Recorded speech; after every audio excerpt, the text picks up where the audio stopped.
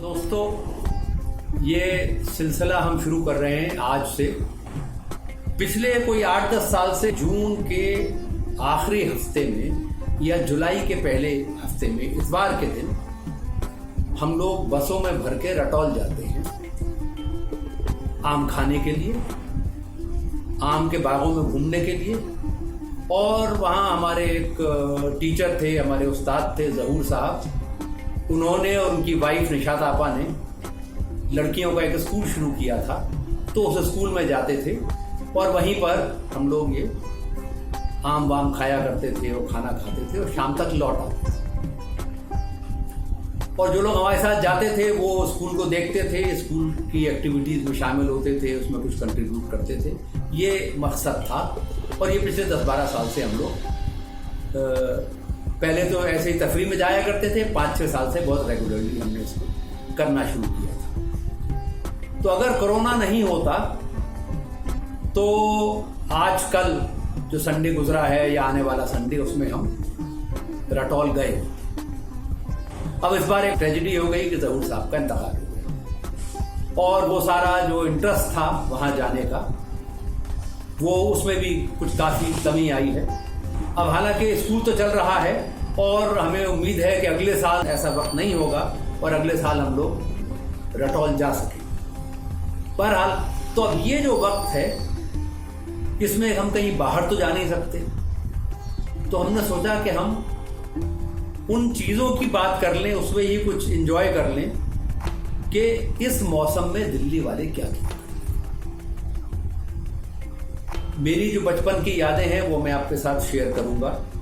उसमें आम का भी जिक्र आएगा और भी बहुत कुछ हुआ करता था। तो बरसात जैसे ही शुरू होती है, जो पहली बारिश जोर की होती है, उसके बाद एक चीज दिल्ली में, पुराने शहर में जरूर मिलना शुरू होती है, वो अंदर से की गोली कहलाती है। और वो बरसात के पूरे सीजन में वो खाई जाती है।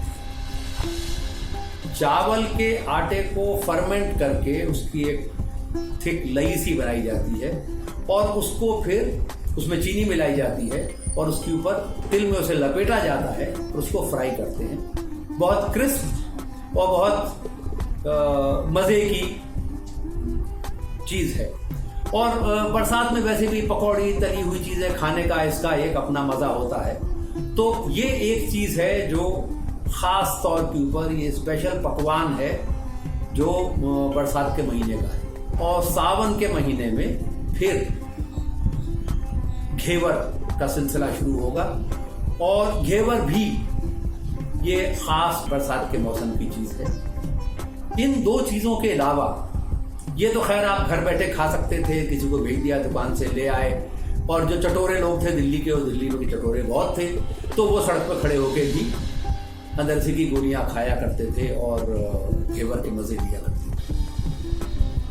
पर उसके अलावा एक और चीज होती थी। जैसे ही बारिश शुरू होती थी और गर्मी की तपिश थोड़ी कम होती थी और पुरवा चलने लगती थी, तो दिल्ली वाले ऐसे निकलते थे अपने घरों से जैसे बारिश होने के वक्त चींटियां अपने बिलों से निकलती।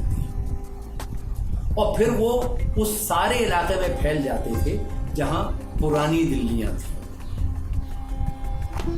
तो दिल्ली गेट से निकलते ही मुश्किल से 100 गज 200 गज चलना होता था कि बाएं हाथ पर कोटला था फिरोज शाह। और वो एक बहुत पॉपुलर पिकनिक स्पॉट था, खासतौर पे उन लोगों के लिए जो ज्यादा दूर नहीं जाना चाहते। लेकिन इसके अलावा भी बहुत सारे पॉपुलर पिकनिक स्पॉट्स थे दिल्ली में। इंडिया गेट तो अभी खैर बहुत हाल का बना हुआ है, उसे 100 साल मुश्किल से हुए हैं। लेकिन मैं बात कर रहा हूँ उससे पहले के वक्त की और हमारे बचपन तक भी, और वो मिड-60s तक की बात है, जब तक दिल्ली वालों के लिए, शाहजहानाबाद के रहने वालों के लिए इंडिया गेट कोई बहुत बड़ा अट्रैक्शन नहीं था। वो जाते थे हौस खास, और उस हौस खास में नहीं जहाँ पे ये सारे बुटीक्स हैं और ये सारे महंगे महंगे रेस्टोरेंट हैं, बल्कि उन खंडरों में जो अलाउद्दीन खिलजी और बाद में फिरोज तुगलक और उससे पहले मोहम्मद बिन तुगलक के वक्त की बनाई हुई इमारतों के और पानी का जो तालाब था, उसके चारों तरफ जो खंडर थे, वो एक बहुत पॉपुलर पिकनिक स्पॉट था। और पूरे बरसात के सीजन में पुरानी दिल्ली से तांगे चला करते थे और लोग दिन भर के लिए तांगा किराए पे लेके जाते थे। वो हौस खास के बाहर पार्क होता था और शाम तक तांगे वाला आपका वेट करता था।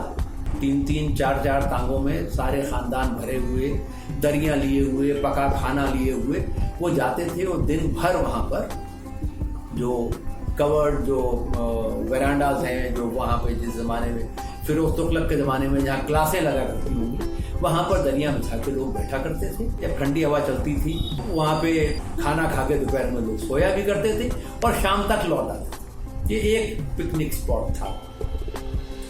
इससे थोड़ा आगे चलें तो जहाँ पे आजकल छतरपुर का मेट्रो स्टेशन है, वो जगह अंधेरिया बाग कहलाती थी। और अंधेरिया बाग इसलिए कहलाती थी कि इस पूरे इलाके में मेहरौली के बाहर से लेके, वहाँ से एक एंट्री मेहरौली में है, उस जगह से लेके और कुतुब मीनार तक सड़क के दोनों तरफ आम के बाग थे।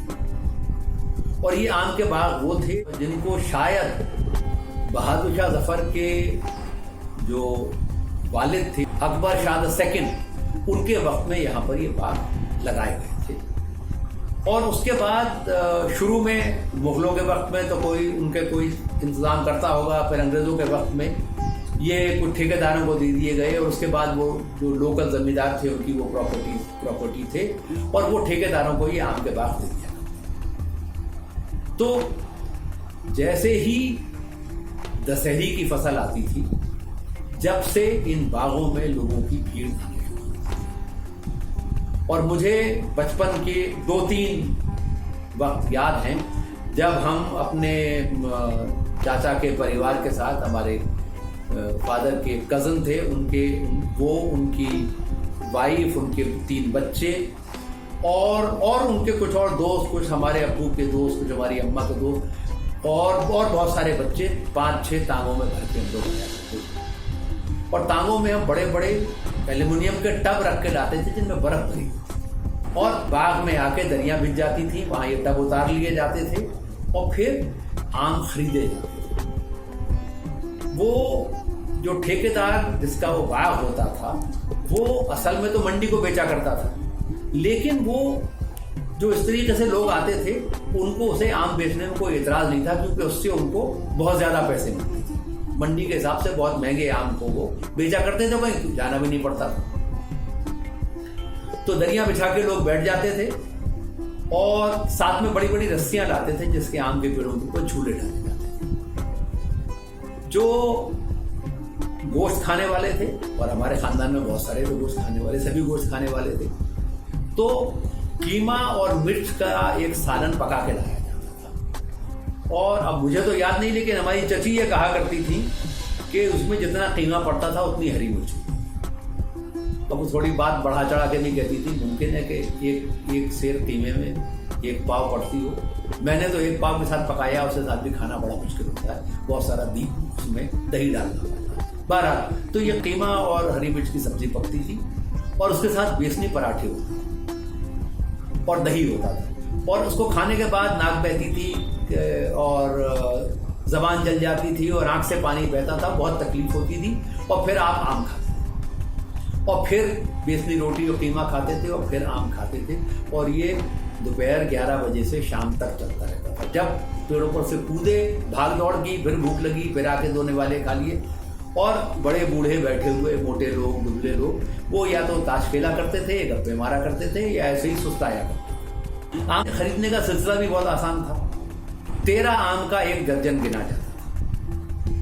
और कोई एक बड़ा घर का माली से कहता था फला आम तोड़ दो, फला आम तोड़ दो, फला आम तोड़ दो। और हम बच्चे पेड़ों पे चढ़ जाते थे और हम भी अपने आम तोड़ते रहते थे। माली थोड़ा बहुत प्रोटेस्ट करता था, उसे मालूम था कितने तोड़ लेंगे, 2-4 तोड़ लेंगे, कत्ते मत तोड़ना, ये मत करना, गिराना मत वगैरह। पर हम वो चोरी के आम का जो मज़ा होता है वो किसी और आम का मज़ा नहीं होता। तो ये पिकनिक हुआ करती थी और यहाँ पर 20, 40, 50 फैमिलीज आया करती थी। वो लोग जो कीमा मिर्च नहीं खाते थे, जो वेजिटेरियंस थे, वो कई बार वहीं पर आग जला के और कढ़ाई में पूरियां छानी जाती थी और आलू की सब्जी बनती थी और सीताफल की मीठे सीताफल की सब्जी बनती थी, जो इस वक्त का खास बरसात के मौसम का दिल्ली में खास खाना। और उसके साथ आम खाए जाते थे। जितने आम बचते थे वो शाम को टब में भर के वापस चले जाते थे। यहाँ भी हौस खास की तरह से सुबह से शाम तक के तांगे पिए जाते थे और तांगे वाले भी इस दावत में शामिल होते थे, तो उनके खाने का इंतजाम भी हो जाता था और लौटते में उन्हें घर ले जाने के लिए कुछ आम भी मिला। जो तीसरी जगह थी वो ओखले में जो बराज है यूपी इरिगेशन का, उसके पास बहुत खूबसूरत बाग था। अभी मैं कुछ साल पहले वहां गया था, खाक हो रही है, कितना खूबसूरत बाग था वो। और उस बराज के पास, वो बराज उन लोगों के लिए बहुत फेवरेट जगह थी जो मछली का शिकार करते थे। तो बारिश की शुरुआत के बाद से लेके और जाड़े के आखिर तक लोग वहां रेगुलरली अपनी छड़ियां लेके जाते थे और कांटे डाल के बैठे रहते थे और मछली शाम तक 2-4 कभी पकड़ ली कभी नहीं पकड़ी, लेकिन वो वक्त गुजारने का बहुत अच्छी जगह थी। पानी था वहां बेतहाशा, ठंडी हवा चलती थी और वहां पर सेल बोट्स की रेस हुआ करती थी। दिल्ली रिगेटा वहां होता था और दिल्ली बोट क्लब वहां पर था। सेल बोट्स का क्लब था वहां पर, उसका भी अब कोई ट्रेस नहीं मिलता। तो ये वो जगह थी जहां पे लोग जाते थे और दिन भर जहां पर एंजॉय किया करते थे। और मैं नहीं समझता कि इन चीजों को रिक्रिएट करने में कोई बहुत ज्यादा मुश्किल होने वाली है। ये ठीक है कि आप नहीं चाहते कि प्रोटेक्टेड मॉन्यूमेंट के अंदर लोग बैठ के खाना खाएं, क्योंकि जैसी हमारी आदतें हैं लोग कूड़ा वूड़ा फैला के चले जाएंगे। लेकिन जो जमुना का बराज है ओखला में, उसको तो दोबारा रिवाइव करने में कोई मसला नहीं होना चाहिए, क्योंकि अब दिल्ली में बहुत कम खुली जगह ऐसी रह गई हैं जहां पे लोग जाके बैठ सकें, जहां लोग खुले में घूम सके, एंजॉय कर सके। तो ये कुछ हमारी यादें थी बचपन की जगहों के बारे में जो हमने आपके साथ शेयर किया, और ये ख्याल आपके साथ छोड़े जा रहे हैं कि इतना बड़ा शहर जिसमें अब लगभग 2.25 करोड़ की आबादी है, इस शहर में ऐसी जगहें हमने क्यों नहीं बनाई। बातचीत के सिलसिले को हम जारी रखेंगे और हफ्ते 10 दिन में आपसे फिर मुलाकात।